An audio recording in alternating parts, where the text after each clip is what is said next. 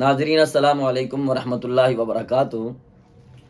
پچھلے پیغام میں ہم نے کاروباری حضرات کے لیے قرآن مجید کو یاد کرنے کا ایک آسان فارمولہ بتایا تھا، اور اب میں وہ حفاظ قرآن جو قرآن کو حفظ کرنے کے بعد بھول چکے ہیں، ان کے یاد کرنے کے لیے میں دو آسان سے فارمولے بتا رہا ہوں۔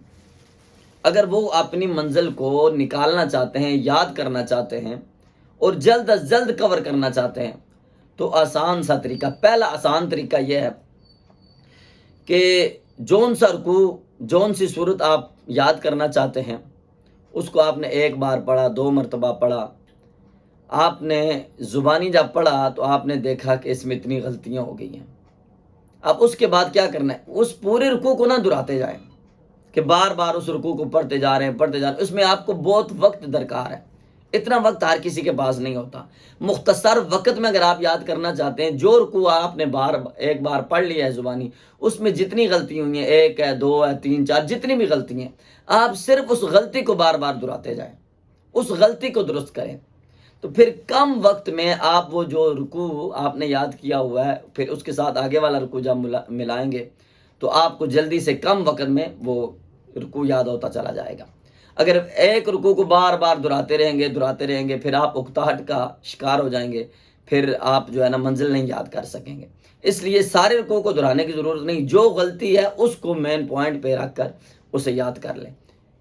ایک یہ طریقہ ہے۔ دوسرا طریقہ یہ ہے کہ آپ روزانہ کا ایک رکوع یا ایک ورقہ یا ایک صفحہ معمول بنا لیں، اسے روزانہ یاد کریں، پھر اس کے بعد دن بھر کی جتنی بھی سنتیں ہیں ان تمام سنتوں میں وہ ایک صفحہ آپ پڑھتے رہیں۔